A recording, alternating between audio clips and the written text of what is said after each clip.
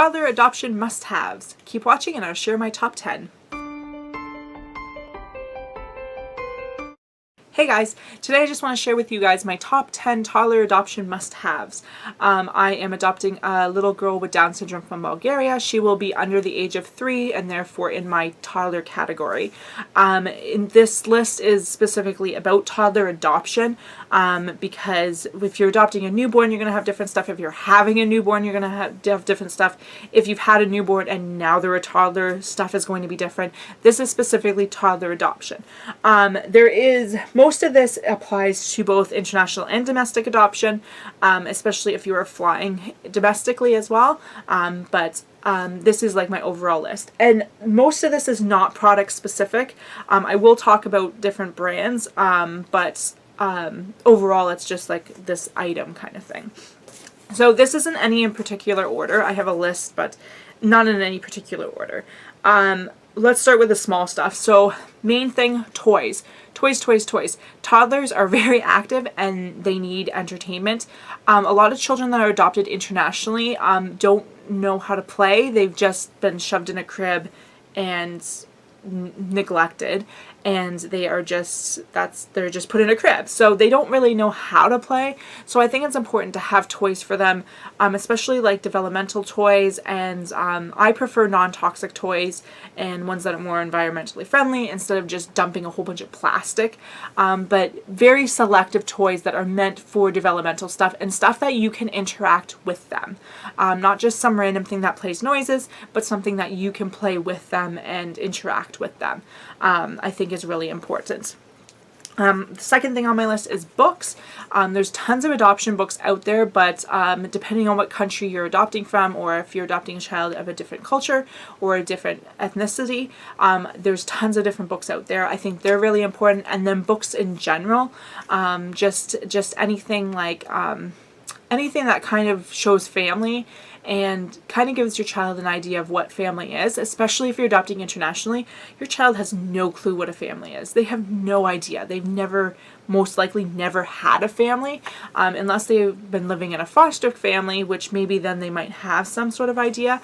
But for most children that have lived in orphanages, mom, dad, brother, sister, grandma, well, they don't know what that is.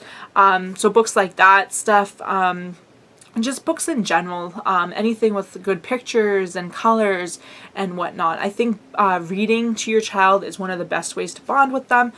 Even though they might not be interested at first, I think it's very valuable to be reading to your child, especially if they're trying to learn English. If you are teaching your child sign language, which I will be doing because my child will have Down syndrome, and therefore signing's like this nice bridge for children with Down syndrome because they have speech delays, so it allows them to communicate before their speech develops. So books with baby signs and sign language are great for that, and just gives them an opportunity to sit with you and bond with you and just have some nice little calm interaction with you. Next thing on my list is bottles. Even if you're adopting a child over 3, I've seen this done even like with 6, 7, 8-year-olds. Bottles, reverting back to bottles is one of the ways that is recommended to, I think it's called like cocooning your child. Basically, a lot of children who have been adopted have never experienced bonding, and never experienced being held and loved while being fed. So a lot of books recommend going back, like reverting back to that.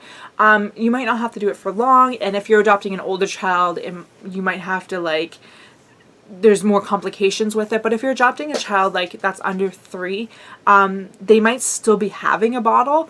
A lot of orphanages even feed solids. They just make them into a mush and then shove them in a bottle, and then cut the nipple bigger. So a lot of babies, toddlers, are used to having a bottle, but it's valuable even for older children to have bottles. For a lot of younger children in orphanages, they're so malnourished, children in general in orphanages, so it helps also to have a bottle, and depending on the age, maybe even formula. My plan is to get like a toddler formula, a stage 2 formula for her, just to see, depending on what my doctor suggests and whatnot, just to see if that helps her with her malnourishment before getting her better on solids, especially if your child's only been fed mush through a bottle. They might not know how to chew properly or anything like that, so having bottles on hand are great for that. My favorite bottles currently are the Pura bottles. They are a no plastic bottle. They're aluminum. Nothing in them is plastic at all. Clean Canteen also has aluminum bottles or stainless steel bottles, whatever you want to call it, but they do have plastic in like the ring that holds the nipple on and stuff like that. Pura, the reason I like them as well is they will take different types of nipples. You don't have to buy like a Pura nipple to fit it.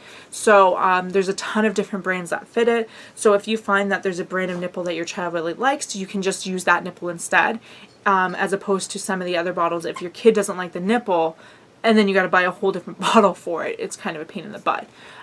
Also, they have it upgrades. I don't know what else to call it, but your Pura bottle will go from a nipple to a toddler sippy cup, and then can also go to a snack cup. So it kind of evolves with your child, and then it goes to like a toddler water bottle. So yes, you're paying like $20 something for a bottle, but that bottle should last your child until they're an adult, kind of thing. So the Pura bottles are definitely my favorite right now. I apologize for Taylor because she's playing with a squeaky toy. The next thing on my list is a crib. The children that come from orphanages have no idea how to sleep in a bed. Like, they're put in cribs. That's just how they are. So unless you're adopting an older child, which if you're adopting an older child, this toddler must-have list probably isn't really relevant. But maybe then they've slept in beds. But for most of these children that are adopted from orphanages, they've been sleeping in a crib their entire life. So I think a crib that transitions to a toddler bed is definitely a must-have. That allows you to contain them in a safe area that they're used to, but then transition them to a toddler bed when they're ready. I don't think it's worth buying like an expensive crib that they're then going to either outgrow or can't turn into a toddler bed, because then there's no point. You've just wasted all this money on a crib that you can no longer use. My favorite right now are like the IKEA ones. There's one that I really like that has drawers underneath. It makes it so that there's multi-purpose. You have lots of storage underneath, and then you just take off the one side and it becomes like a toddler day bed. So I really like that because the multi-purpose, and then it grows with your child a bit, and they're reasonably priced. I know there's a lot of other beds that are like 4-in-1s that then turn into, say, a full bed or a twin size bed, but for me, I'd rather just have her in a smaller crib, and then later we'll figure out the whole twin size bed when I feel like she's ready for a twin size bed. Children that are from orphanages tend to be a lot smaller than other children, and in my case I'm adopting a child with Down syndrome, and they genetically tend to be shorter. So for me, a toddler bed will probably last a bit longer than a typical child, but in general, children that are adopted from orphanages tend to be smaller. So I feel like a toddler bed is a good investment, but definitely start with the crib and then transition to a toddler bed, and buying a crib that turns into a toddler bed saves you money. The next stuff on my list is kind of more like travel related a bit. So if you are traveling internationally and you know you're adopting a child that I think is over 20 pounds, I think is the weight guideline for it, or the minimum weight. The CARES harness, I really like that one because you don't have to lug around a car seat, especially if the country you are going to doesn't really use car seats. You won't need to carry one around. And if you're adopting a child that's over 20 pounds or over the weight of needing being able to go in an infant car seat, I don't think it's worth lugging around a toddler car seat, like a convertible car seat, if you don't have to. So the CARES harness is great for that. I don't like kids not being buckled in on airplanes. I don't care about the whole under 2 is free, don't need to, it can be a lap child. I don't care. I think that all kids should have to be strapped in. There's turbulence and other issues. I don't think it's worth risking your child's life. But anyway, that's a side rant. But the CARES harness is great because you don't have to lug it around. It just folds up into this little pack, and then it's airline approved. I have yet to see an airline that does not allow it. So it's really great because it'll fold up small, but it'll still restrain your child safely. And you also don't have to worry about like the seatbelt not fitting them, because this is like an actual restraint harness. If you are able to bring a car seat, I do recommend it though, because it just is more comfortable for them and they can fall asleep easier in it. But that's only if you can bring like an infant car seat. My plan, I do have an infant car seat that goes up to 30 pounds. I don't know if that's going to expire before I bring my daughter home or not. I don't know what size she's going to be, but my hope is that she will be under the weight capacity at least. The height, I don't care so much. This is really horrible, and this is not car seat safety. I'm not talking about driving. I'm talking about just specifically flying her home for one flight. But I might buy a cheap one off Kijiji if this one expires, or if, because I've been lending it out, so if I at some point don't get it back, or if it gets damaged, then I might just buy a cheap one off Kijiji, which is like the Canadian Craigslist. I do not recommend this as a normal thing. The reason I'm saying that is because I can get a cheap one for maybe 20 bucks. And when flying it there, it has to be checked, because I'm not going to lug a car seat on the plane with me when I don't have a kid with me. So it has to be checked, and checked car seats are the worst. They get so damaged, because if you've seen how they treat your luggage, they don't treat your car seat any nicer than that. So I know that this car seat is making like a one-time trip, so I don't want to pay a couple $100 for a brand new infant car seat. Infant car seats are so much easier to bring around than actual like normal car seats, so that's why I want to just bring an infant one. She might be over the length limit. I don't think she'll be over the weight limit though, because most of them go up to 30 pounds. But yeah, so once it's going to get abused on the way there, and then I'll have a car seat to bring her home in, to fly her home in. I'll talk about it in a moment, but the stroller that I want will work with any car seat, so that's good. But yeah, so if you can bring a car seat, I do recommend it. Like if you can bring an infant car seat. If you have to bring a convertible car seat, it's a lot more challenging because they're so bulky, and again, you have to check them on the flight there. So if you're checking an expensive convertible car seat to just basically screw it up by whatever, you don't know what condition they're treating it in. And yeah, so if they're bigger than an infant car seat will allow, definitely check into the CARES harness, because I think it's a great way to have a safe restraint system on the plane without lugging a convertible car seat around. Anyway, the next on my list is a toddler Tula, or any toddler carrier.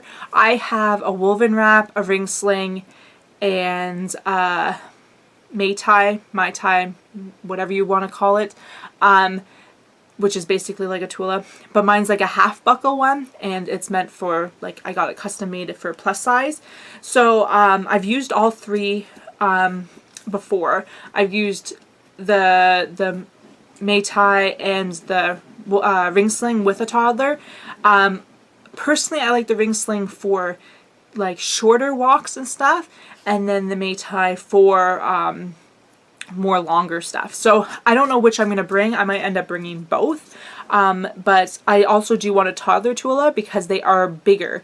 Like they're meant for bigger, heavier children. If you're adopting a child that is a bit bigger, it might be worth investing in one. The largest child I've used either of my things with was like 17, 18 pounds, maybe 20 pounds max. So if you're adopting a child that's over 20 pounds, you might want to look into the toddler Tula, especially if you're into baby wearing. The baby wearing really helps with bonding, and just helps with the attachment because you're carrying them around, like especially if you do front carries with them, they're right there with you, and it's just one of those comforting things for both you and them. Next on my list is a car seat. So you will obviously need a car seat for your child. I do not recommend buying an infant seat brand new for at all. The baby's not going to stay in it long enough if they do fit in it. Like I said, the only thing I would recommend is maybe getting one to fly home in, and just because it's easier. But if you can get one for super cheap, that's what I would recommend. I would not recommend driving them home in that though. My plan is to use that for flying and use it in the country, but then as soon as we get home, I'm already going to have a reversible convertible car seat in my car. So right now my favorite one is the Peg Perigo. 565 is what it is here in Canada. It has an anti-V-bound bar here in Canada. I don't know in the States if it does or not. In the States, I really like the Kiko, I think it's the Next Fit, I think is the one. We don't have that here in Canada, but that one's really easy to install, has some great safety features and whatnot. But definitely need some sort of car seat. Convertible car seat is my recommendation, and rear face them. Rear face them as long as possible. Ideally up to at least 4 is my recommendation. I hate to see kids forward facing when they're young. Legally here in Canada the age is 1, which terrifies me. Just because if you've watched any crash test safety videos about forward facing versus rear facing, you know what I'm talking about. Like, more kids die just because they're forward facing than anything else. Like, I swear, it's crazy. So if you can rear face them, especially if they've never had a car seat experience really before, I think it's a lot easier to rear face them because they don't know what to expect. So putting them rear facing, they just automatically assume that that's how they're supposed to be. So yeah, like I said, I'm going to have the infant car seat just for flying if she's under 30 pounds. But then as soon as we land here in Canada, she's going in her proper convertible car seat that's safe. So the next thing on my list is having a play yard, especially if your child is small enough to fit in a play yard. There's 2 play yards that I plan on getting. One will be for home, and that is the Ingenuity washable play yard. I don't have children of my own, but I have babysat and nannied and everything, and I'm a postpartum doula, and I cannot emphasize enough how wonderful it is to have a washable play yard. So the Ingenuity one I really like. It comes with a bassinet and a change table. The change table I think goes up to 25 pounds, so if your child's under 25 pounds, you can use that as your change table too.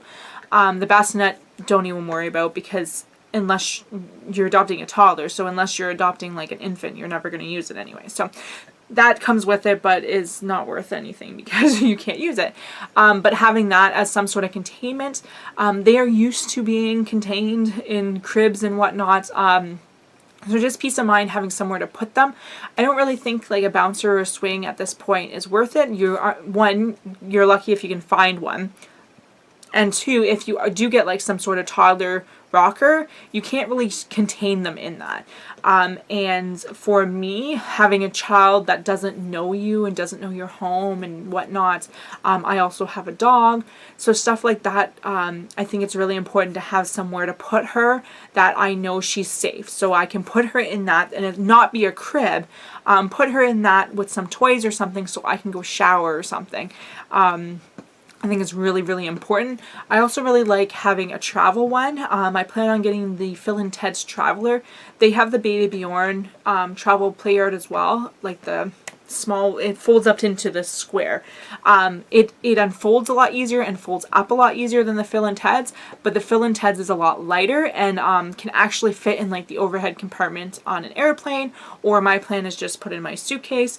I like that one too for grandma's house because I can even just leave it here. I currently live at my mom's house. I can just leave it here and just set it up as needed. It doesn't take up a lot of space. It's not like the 25-30 pound normal play yards. And that one there you can use for a lot longer because there's no support on the bottom, so there's no weight limit. It's basically however long your child can comfortably lie down in it.